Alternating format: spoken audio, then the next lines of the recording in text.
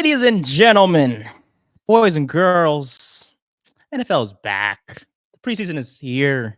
Finally, after months and months of waiting and drafts and free agency, OTAs, the usual ACL injury. I forgot who has it right now, but prayers to them. Football's back, man. Super excited. 32 teams in the NFL, to be exact, will be vying for one simple goal this year to win the Super Bowl. Now, you can be realistic, like myself, as a Giants fan, or you can be optimistic, like I also am, about my Giants.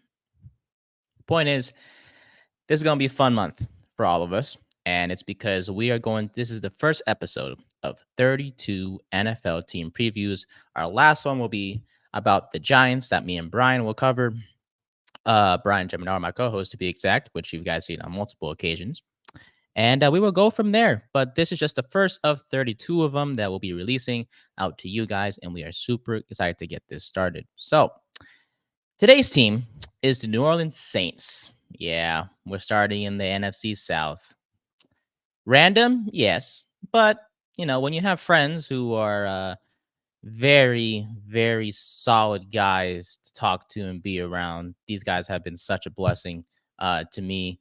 And they invited us on to be a guest on their show, and it was a whole lot of fun. It made my weekend because we recorded on a Saturday. So shout out to these guys that are about to be on your screen and in your ears shortly. But today's team is the New Orleans Saints. We hope you enjoy it.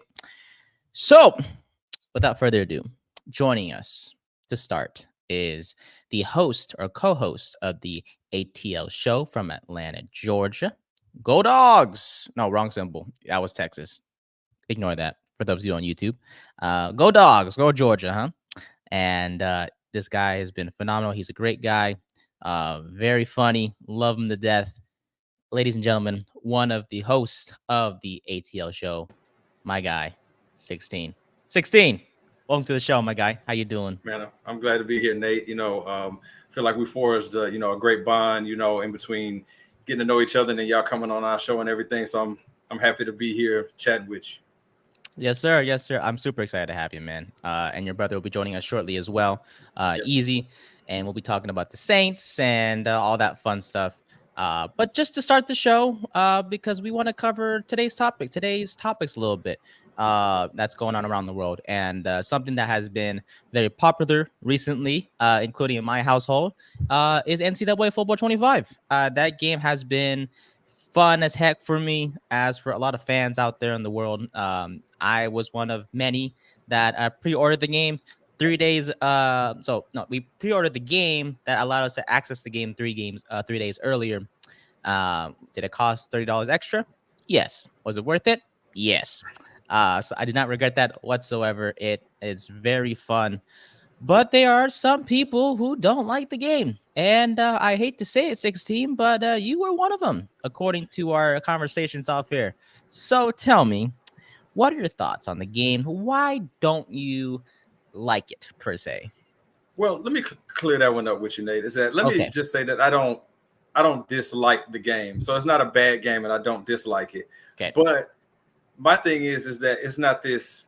I think people got caught up in the fact that it's a college game, and it's just Madden with college teams on it. Better a little bit graphically. The commentary is really good. The presentation is good, but let's not try to make it seem like it's this, we've reinvented the wheel here. It's just the Madden mechanics with a much lesser kicking meter, which I don't really like the kicking meter that much. They could have just kept it the way it was, but some of the additions were cool with it. But essentially, the game is it's a really, really good looking Madden with college players. So that doesn't make it a bad game. It just doesn't make this revolutionary, groundbreaking thing. And it could be just that and still be good, which it is. It's a good enough game, but I know the people who were playing NCAA 14 have been waiting on this, for a long time, but it's just Madden with college.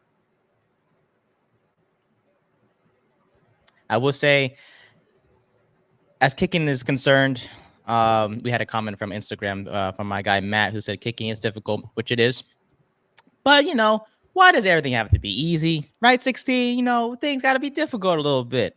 And I want some Yes. difficulty, and kicking is one of those new things that they added to NCAA. And as much as I, didn't like it at first, it took some time to get used to, like many things do in life. And it's pretty okay now to manage. If I'm from, I think for me, I've waited a long time, as many of us have, right? I was born in 2000, so I was 13, 14 years old when the last NCAA game was out. So what 11? No, 10 years for this game. And I hate to disagree with you because you're my guy. It That's not necessarily like a Madden reskin to me. I think it's just the reason why it's different is because you have these player movements that are just they're more video game like, I guess, per se. And I understand you're supposed to have the reality involved in the game, like you're supposed to have realistic movements and stuff like that. But what made NCAA special 10 years ago was the fact that you could just chuck the ball down the field and your receiver won't, he wouldn't be dropping it or being contested all the time. And if you know what I mean, because when it comes to Madden, when you're playing against competitive people, in my experience, if you throw the ball deep down the field, like just like on a streak, it's likely gonna get picked off, and for reasons I don't know the exact answer to. Whereas when I play people online in NCAA, when I'm throwing the ball down the field, it gives the receiver a better chance to come down with the ball. If you kind of get my drift, basically, it's more randomness that I like when it comes to NCAA. And it's just like the teams are back, the fans are there as well. They try to make it as much as a college atmosphere as possible, And they which you don't. succeeded. Yeah. They Oh, succeeded in that. 1,000%. I love, as I'm sure you've and many people have seen, the Penn State uh, stadium, and when they have like the whole wide out thing going on in the stands, and when the opposing team can touch the ball for the first time, they play that Mo Bamba song, and the stadium pulse in the corner that you see as the meters like really high and stuff like that. Yeah, just the atmosphere. I like it personally. And look, we can all like and dislike stuff, right? So it's nothing. I'm not gonna be like, oh, 16, you're wrong and all that stuff. No, we all have our opinions, and just leave it as it is. If you don't like the game, you don't like it. As long as you tried it, you have an opinion, and so be it, right?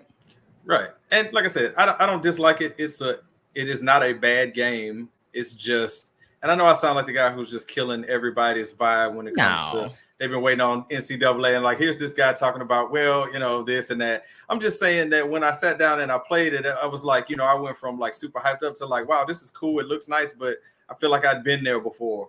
So I'm not trying to spoil everybody's fun. I'm just saying that you can have fun with it without pretending that it's the greatest groundbreaking thing on the planet. So it can still be a good game and still be just some of the same. So it's cool, man. Have your fun. Hopefully, you got a college team that you picked with a crazy atmosphere. I was playing with the LSU Tigers and the stadium is just, it's out of control. That part's cool. The way, the quarterbacks get rattled when they're not mentally strong and stuff like that. That stuff's cool, man. So, I do like that. Yeah, that was probably one of the best things that they added was the fact that, opposing quarterbacks, come into a home atmosphere and you can't really make audibles as much as you used to because you have to kind of settle down the crowd by making plays. And if you don't make those plays, you're screwed. And that stadium is going to get louder and louder and louder. And then to the point where you're going to have to just whatever play you pick. It's going to avalanche on you. And also another thing about the game, too, is that I will give it this, is that if you're playing at a certain difficulty level, that game is hard. So it's not one of these things where you're going to just run up the score on the computer. You go up and the difficulty on there, that AI is not playing around, man. You can get beat. Yes, sir. Yes, especially you put on Heisman. That is, no, you're not going to have fun. It's a challenge, but you're not going to have fun. That's why I play on varsity. Between you we ain't and gonna tell nobody. We ain't gonna tell nobody. Well, now the world knows because I just said it, apparently, but it is what it is, right? Well, just them, nobody else. We ain't gonna tell nobody else. That's true. That's true. All right. Well, great thoughts on that. We'll get your brother's thoughts in just a bit once he joins the show. But all right, 16, it's time. We got to talk about it. Okay. The division sucks. It And does. for those of you who don't know what I'm talking about the NFC South. It stinks. It is the worst division in football. No questions asked. Every other division in the NFL is much more competitive than the NFC South. So what does that mean exactly? Well, the New Orleans Saints. All right. Here's the thing about the Saints 16. Never hate the Saints. I love the Saints. I have no issues towards the Saints whatsoever. Drew Brees, Reggie Bush, Marquez Colston, uh, guys like that to today's roster, which consists of guys like Alvin Kamara. I love Kamara. He's always a big fantasy guy. I know your headline says I don't care about your fantasy team 16. I understand that. But just for the one time, excuse me, I love Alvin Kamara on my fantasy team. Is that okay to say? It's okay to say. Beautiful. I love that. Kamara, I love. Rashid Shaheed, I love as well. Derek Carr, sure, I guess. But Cameron Jordan, I love too. But you guys finished 9-8 last year, and that wasn't enough to win the division because the Tampa Bay Buccaneers took that from you guys, and it was ugly. It was ugly because you guys finished 9-8, and that was good for, I believe it was second place in the division, tied with the Bucks as well. But due to tiebreakers and stuff like that, the Bucks were the ones to make it into the postseason instead of the Saints, who missed out on a wild card spot as well. So, tell me, in 2023, what went right in your opinion, and what went wrong? I guess if you want to go there as well, and we'll just start with that. Okay, so this is going to sound weird that I'm going to say that what went right and wrong were both the same things.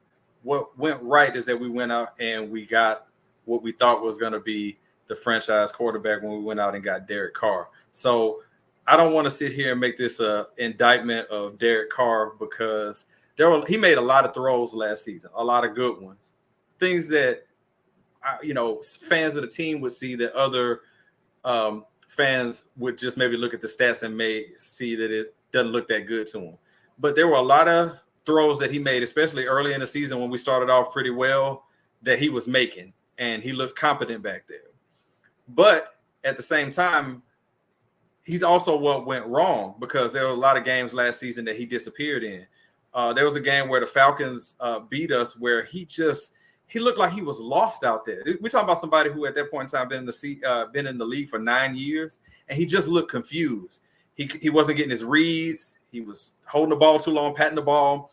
So I think a lot of that lies with Derek Carr, where he was very, good at times, and then other times he left you scratching your head. So he was the best and worst of us. And I feel like had we got more best of Derek Carr, you would have seen a better record than 9-8 because he wasn't brought there for us to go 9-8. We went 9-8 with Taysom Hill and Jameis Winston and Trevor Siemian being the quarterback, before. So 9-8, I mean, that's not what he was brought there for. He was brought there to win the South.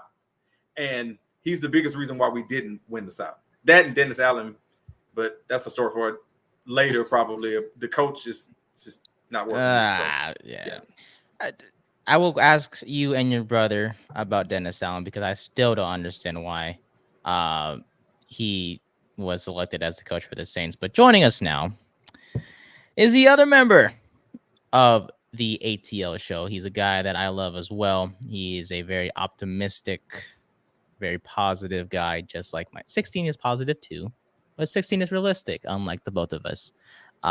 So joining us now, the other co-host of the ATL Show, Mr. Easy himself. Easy, this is the first time I've seen you face to face. I believe. Yeah, man. Sorry for being. No, you better not apologize. Okay. We all have priorities in life. Here, so I appreciate you. You both look good. You look at that. You got the polo on. 16 got the glass. Straight off work, man. Y'all look dapper. You look like you work for like a golf team, golf thing or something with your little golf shirts. Easy, I tell you, my guy.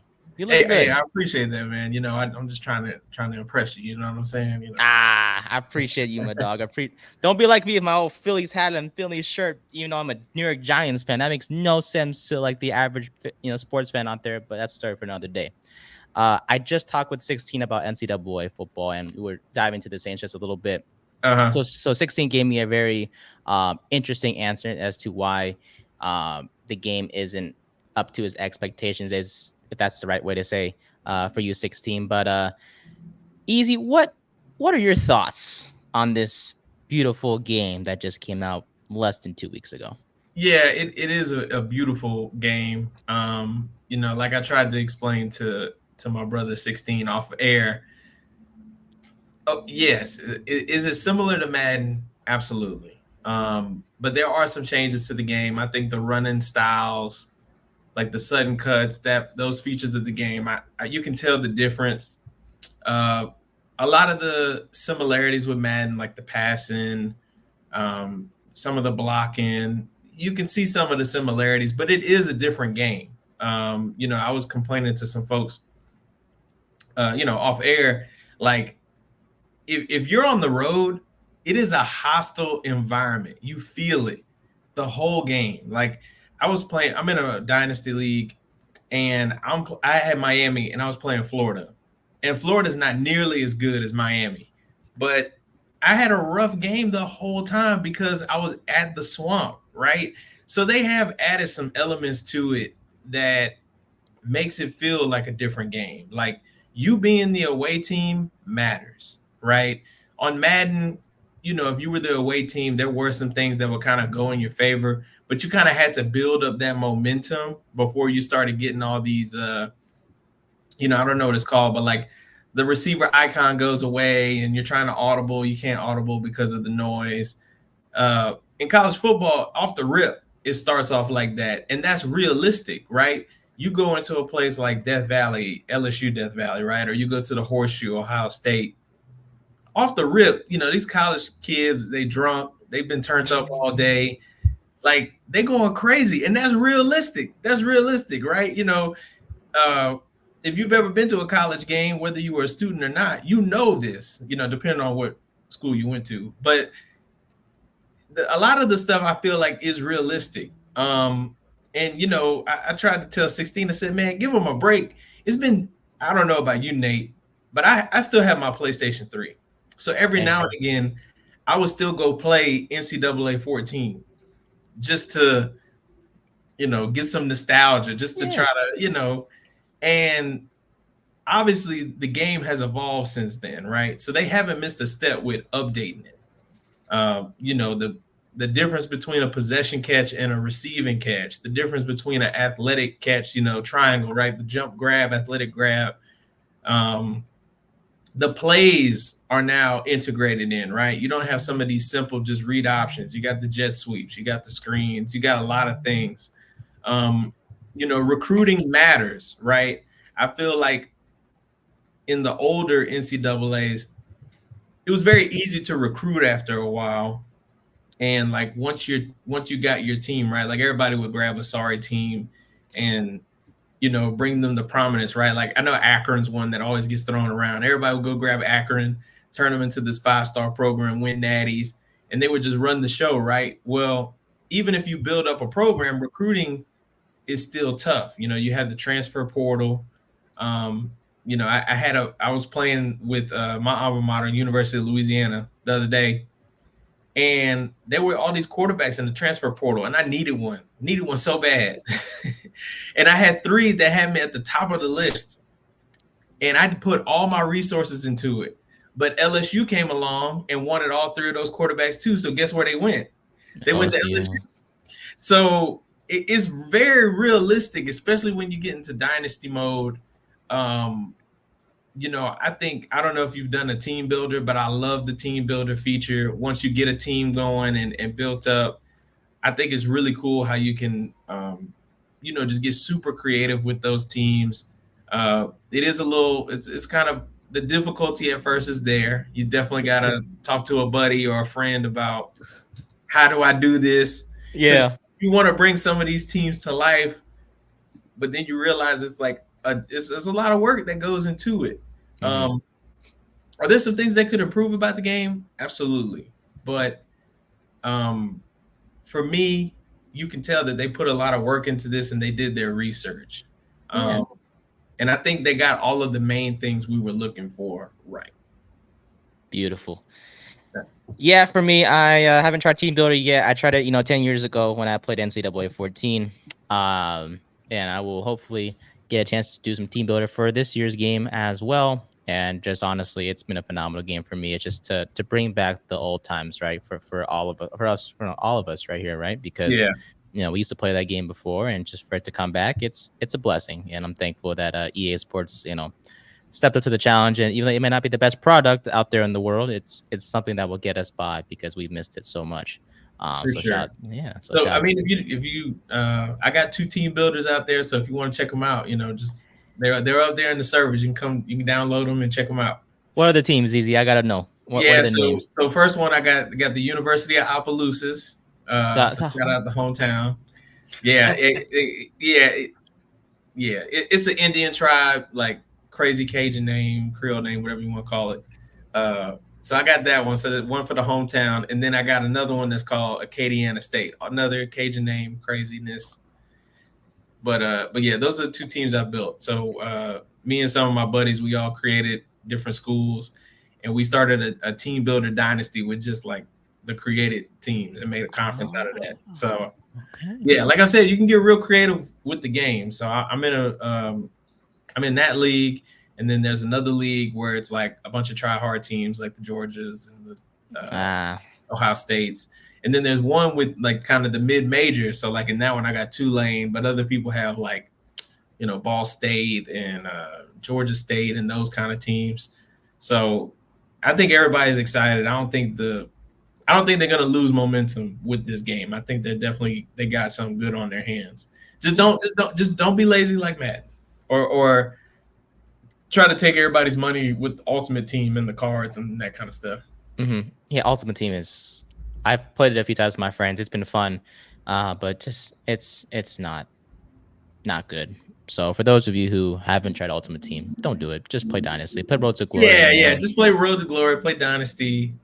Play online. Like, oh man, like these folks that just go play Ultimate Team. Like, stop wasting your money, man. Exactly. Go play the fun stuff. Play the real stuff. Man. So, but alrighty. So, thank you for your thoughts on that. Now, I did bring you both here to talk about the Saints. 16 got us started with the 2023 season and how Derek Carr was, the best and the worst at times, which is fair because you guys went 9-8, and that's a pretty average record, which is fine. I mean, I wish my team was 9-8, but my Giants went 4-13, 5-12, one or the other. Hey, Neighbor's showing out right now, though. I know we talked about it last time we had you on the show, but don't get me too hyped now. I'm just saying, bro. It's that time of year, bro. The training camp clips are all over Twitter. Everybody's getting excited about insert player here for their team. Like, it's that season, man. You can't help it. Oh, yeah, I'm super excited for my Giants, which will be covered in the last episode of this team preview series. And, of course, we're here with 16 and Easy of the ATL Show to bring us the first episode of this series talking about the New Orleans Saints. And, all right, so I got to know. Let's just forget about the 2023 season.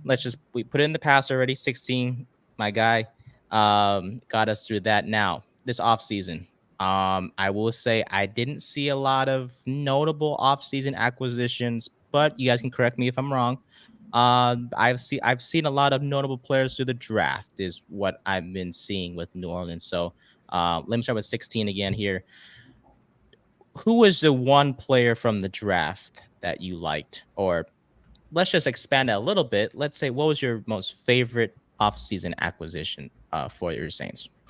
The quarterback that we drafted, just for what I talked about, because of Carr. Like, that's the problem with our fan base right now. Is this you want to know what's going on Saints Twitter? There's a true divide between Spencer Rattler and Derek Carr. It's not really a divide. I think a lot of people are excited about Rattler because they think he could be the answer, but I don't want to cut 16 off. I'll let him finish his thought. I just wanted to just reiterate how much Derek Carr was not brought in to be 9-8, and it felt like the fan base soured on him after about, what'd you say, Easy, about week 9, Saints Twitter was like maybe even a Yeah, little before that. It might have been sooner than that. Because the buzzers were out that Atlanta game and we lost to Ritter. People there was one game for sure, and it was not I was in person for the Minnesota game, but that was way later on in the year. But there was another game where Jameis had came in and like he gave us a chance. The offense looked better with him, and I think that was the game where it got started. And I can't think of it to save my life right now, which game that was. It was definitely earlier in the year. But I know he came in the Green Bay game when Carr got hurt and we lost a big lead, and then we were in position to do it. And then Jameis does his thing, slinging it all over the place. It might have been further down. Are we talking about Week 10 versus Minnesota, you guys? About when that was a game I was there in person, but I want to say he got injured before that, and it was like a concussion or something. And it was like, okay, like there's no way he's playing. And he ended up playing, and everybody was like, how? Like, Tua was out here missing 2 weeks with a concussion. It was a week he had back-to-back concussions, and he somehow still played in the following week of both games. And, the whole fan base is screaming like, hey, like the Minnesota game, I was there in person, which was week 10. And you could see the difference, right? Like Derek Carr just did not look comfortable. He was missing reads. Jameis Winston came in and he was just being more aggressive, which is you want that from your quarterback, right? Like you're gonna throw picks in the NFL, you're gonna make mistakes, but you gotta take those chances. As you said it, man, that was what was missing. I was looking for the word with that. When Carr was out there, especially when Carmichael calling them bland ass plays of his, we just looked vanilla and there was no urgency. Yeah, real mid for sure. Yeah, it was real just like this needs some salt and pepper, and we weren't getting any of it. And you know how hard that is to go from 15 years of Drew Brees slinging that thing around, and all of a sudden you're, being conservative. It makes you crazy. I'd rather just be bad. I'd rather just be bad and entertaining than mid, and that's what we were. We were playing mid, and we were mid.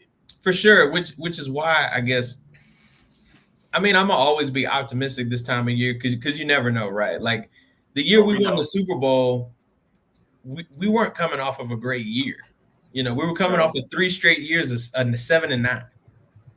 And we were 8-8 the year prior, but we were scoring all over the place. Basically mid, like Nate said, 9-8, 7-9, 8-8. That's all mid, right? That's not great. Yep. It's not bad. It's just you're just neutral, right? Yep. And we came out and won the whole thing. And that's why you can never count a team out because you never know, right? And Nate, like you said, we didn't have a ton of off-season moves to get folks excited. But I remember several off seasons where we did have those moves and those players didn't work out, or we were Jason David, or Jerry's Bird, or I could go on and on, right? That didn't work out, and we ended up in salary cap hell because these guys were still under contract. In the draft, loved our draft. What I will say, and this could be spicy, I don't know how your viewers will feel about it. Watching the draft post Sean Payton era has been a less stressful time for me because Sean Payton he's got the 2017 draft, he's got the 2006 draft, which are some of the best draft classes you will ever see, period, full stop. But he's also got some clunkers in there that are horrible. I'm talking blatant best player on the board, and you're grabbing a tackle or a interior defensive lineman. Look at the 07 draft, bro. We needed help on defense. Clearly, we need a cornerback, and he goes and chooses a wide receiver in the first round. Right, that's what I'm saying. Like 2018, we traded up. I'm thinking we getting Lamar Jackson to be the heir apparent to Drew Brees. They draft Marcus Davenport, who's on his third team. He's got some real clunkers on his resume, but he's got some really great draft classes too. But now watching the draft post Sean Payton era, it's like, hey, like 16 said, hey, we need this position, right? Like first round, we knew we needed a tackle, right? Because Ryan Ramczyk's got that bum knee. I don't know if he'll ever be able to play again. And we got Trevor Penning the year before that. He's been more of a project. He's slowly coming along. But what did we do? We went go get a tackle. and we went go get a damn good one. The Funga from Oregon State, great pick, no problems with it. Came back in the second round. Kool-Aid McKinstry, the corner from Alabama. I thought he was a first-round talent. The fact we got him in the second round, I thought was a great pick, because I'm a big believer in the best player available. Because in football, you got injuries, you got things that can happen, and if you know this is a great player, you draft that person and you figure it out, right? So to go get a guy like Kool-Aid McKinstry, even though we didn't really need cornerback help per se, he's a great pick. And Dennis Allen is a good defensive coach. So I know we'll make it work. Spencer Rattler, going to get him in the 5th round, I thought was a good pick. I think that was a little later than what he was probably supposed to go. But could he turn out to be a really good quarterback? He probably could. I mean, Dak Prescott was a 4th-round pick, and he's been very good for Dallas. Now, they need to win some playoff games, but if Spencer Rattler turned into what is on the trajectory that Dak Prescott won on, I'll take those 13-3, 12-4 seasons. You know what I'm saying? But there was a reason he went in the 5th round. He did have some opportunities. He was at one point a Heisman candidate, a potential 1st overall pick, and he lost his job to Caleb Williams, who went 1st overall. So he does have some flaws. But to answer your question, we didn't do a lot in free agency, but I thought we had a really solid draft, and we did a good job of keeping our players that want to be here, right? Cam Jordan, Demario Davis, Tyrann Mathieu.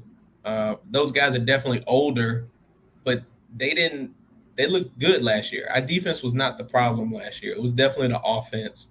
And Dennis Allen, I think he's starting to get some accountability. He fired the offensive staff, damn near all of them, and went go get the passing game coordinator from the 49ers, Kujek, so now it's time. You got to make it work. The organization said that you're their guy. They love you and they support you. But this is the NFL. This is the NFL. Like some coaches don't make it to their 3rd season. So you got to make this work. I mean, he shouldn't have. And I'm with you. He probably should have been fired last season.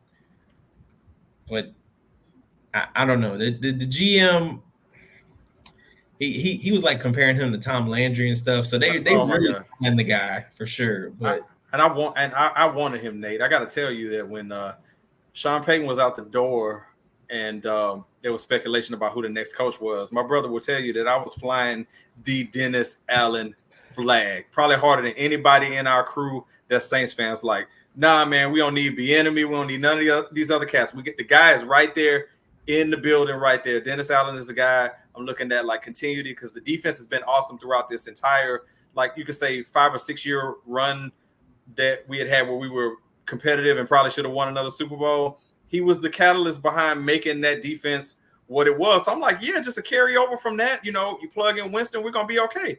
And then he just showed us that he was a good coordinator, but as a head coach, it's a reason why, Oakland Las Vegas now, but Oakland at the time was what they were. He's not a head coach.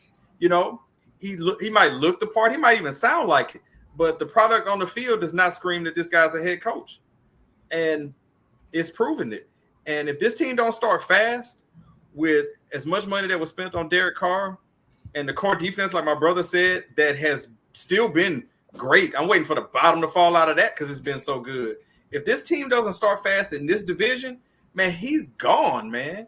He's out of there. He needs to be. He needs to be. The division is contrary to what anybody says, it's wide open. I mean, he's like 2-6, 3-6, somewhere around in there, that seat gonna be more than hot. He need to be gone. I agree. We've been here before, but they didn't fire him. They like. So we'll see. It's one of those things, right? It's like you want to make the team your own. You want your quarterback. You ain't getting him. You change the offense, right? You change some of the staff and the coaches. Now you got to perform.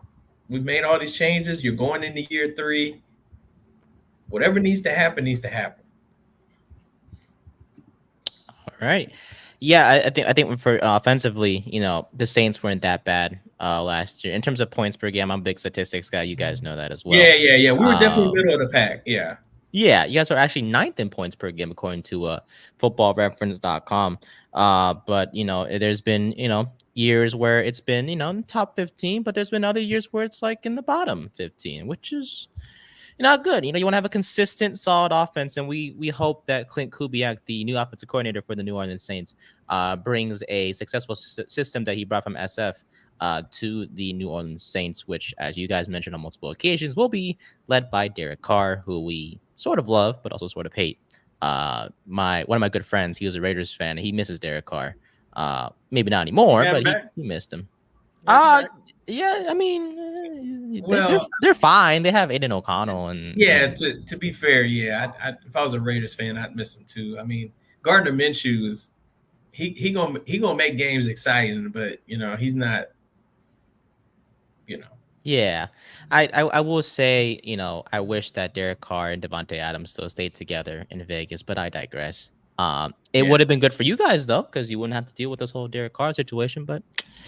Unfortunately, you guys believed in him, and here we are again talking about the quarterback situation again. Hopefully, it's Spencer Rattler.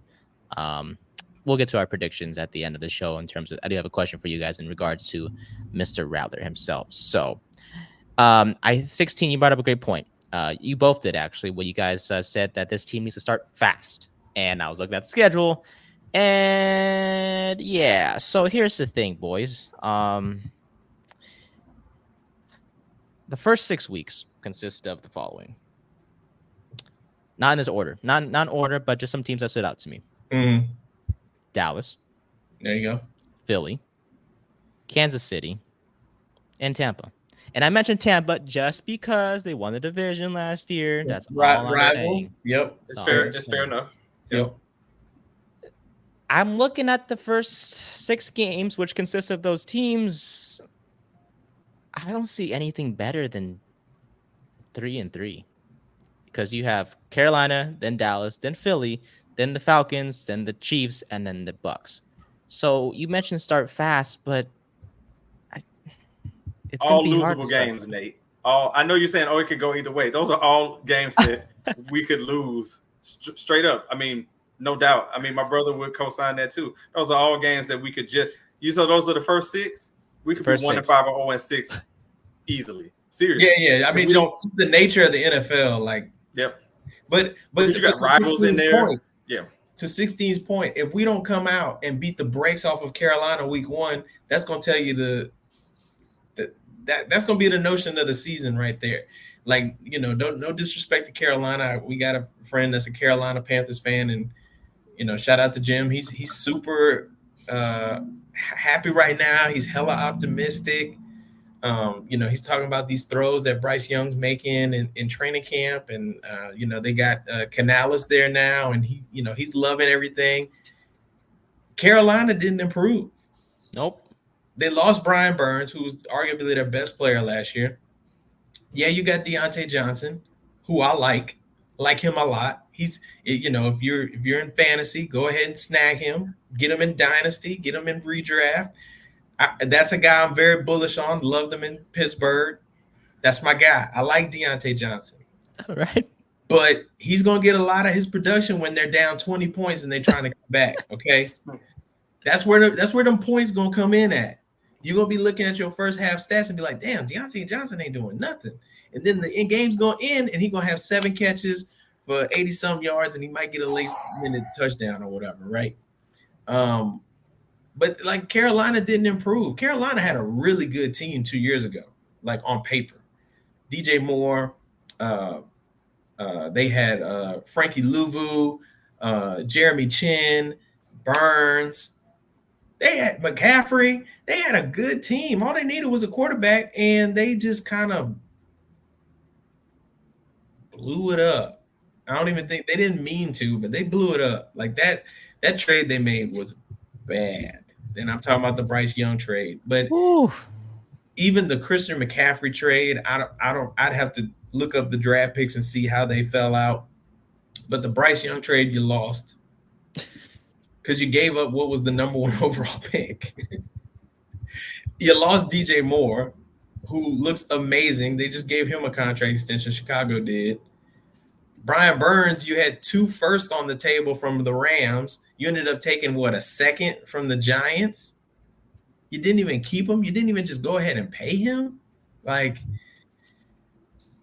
but back to the point, we got to come out and beat the brakes off of them week 1. It can't be it was a close game, we won by a field goal. Because that's what happened with Tennessee last year. We had Tennessee first game of the year, and we barely beat them. And that was the tone of the season. And obviously, it can change week by week. Mm-hmm. But, me and 16 talked after that game, and it's like, I don't know how much better we're going to get. Ryan Tannehill was literally throwing the game away. And we could only put up like 17 or 19 points. I think the final score was like 19-14 or something like that. Yep. You gotta beat the Carolinas if you're trying to be a contender. Dallas is a low-key rival for the Saints just because of the proximity. You have a lot of Saints fans in Texas. You have a lot of Dallas fans really everywhere, but you got a lot in Louisiana too. So it's kind of a low-key rivalry, and that records don't really matter in that game because I'm not trying to say it, bro. I'm not fans are obnoxious. Well, they are. I was really just going along the lines of records don't matter when we play Dallas because Dallas fans are obnoxious. That's why the record doesn't matter. Because no. I'm just talking about on the field. We all know that's like one of the most obnoxious fan bases. Nate could probably write 2 chapters of a book about it. I mean, he's a Giants fan. I can only imagine what he deals with Cowboys fans. But my point is, like that Saturday game when we were on our Super Bowl run, we were undefeated. Our first loss was to Dallas at home. Okay, because we didn't plan for right. And then you had the Thanksgiving game where John Kitna was having the game of his life against us. Mind you, he was the backup quarterback to Tony Romo, so shouldn't have been in that position. Lighting the world on fire, and thank God Malcolm Jenkins stripped Roy Williams, and we got the hell up out of Dallas with a win. But we had that other game against Dallas where we were 0-4 to start the year. CJ Spiller runs in a touchdown in overtime, and we win. Like, records don't matter against Dallas, so that could go either way. We've always kind of played the Chiefs close. We beat Philly. Did we play Philly last year? I know last time we played Philly, we beat them. Yeah, we did. Beat them in Philly. So we'll see, man. I mean, obviously, if we come out of that 5-1 or 4-2, and I'm not saying that's going to happen, but obviously, if we come out of those games over 500, and I'm not talking about like you said 3-3, like if we come out of there 4-2, 5-1, then obviously we'll feel more confident about the team. But at the end of the day, I hate to put it on one player, but it's gonna come down to the offense and Derek Carr. He's got to be the reason why we're winning games, because the defense has been solid. It's been solid since even when Sean Payton was the head coach. Yep. And you paying him all this money, he's got to play. He's got to play well too. So. And I know we probably haven't talked about it yet, but we need to go ahead and get Alvin Kamara his contract extension. He wants to be in New Orleans. He doesn't have nearly as much miles as some of these other running backs. Let's go ahead and get him locked up before he gets teed off and wants to go somewhere else. Let's just go ahead and knock that out. Like Saints, we're kind of looking incompetent right now, having taken care of that already.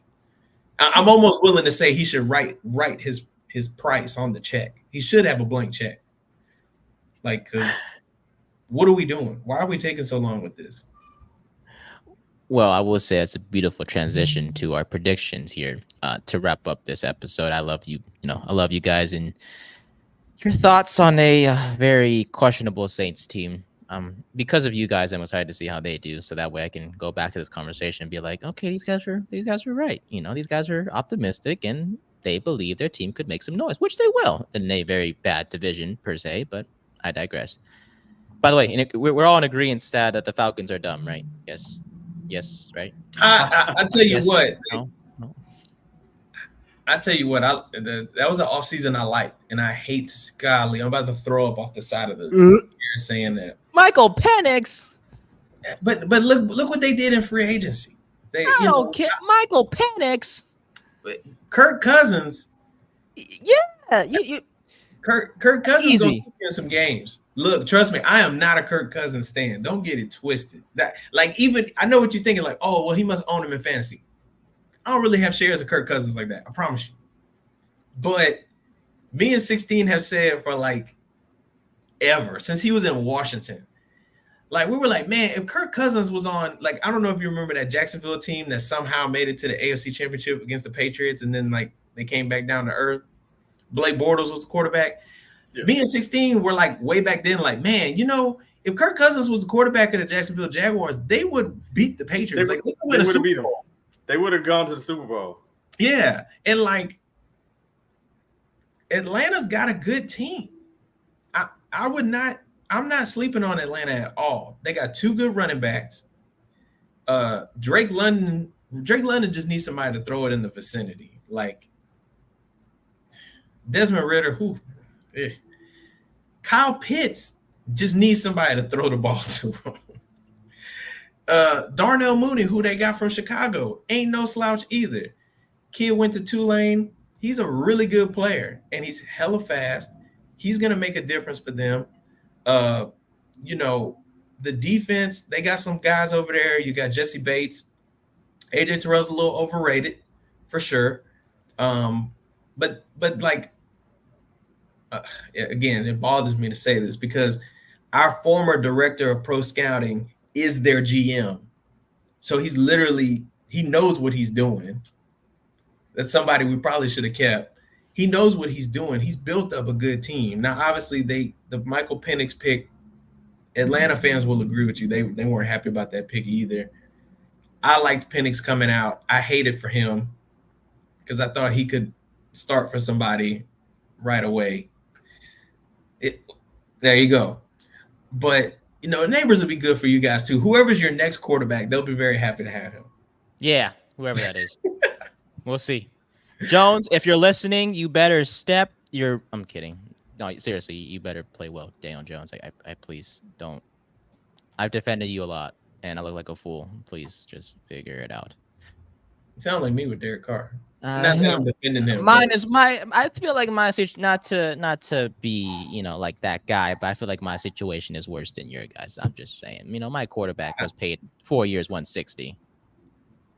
And just for what? One playoff appearance? Come on.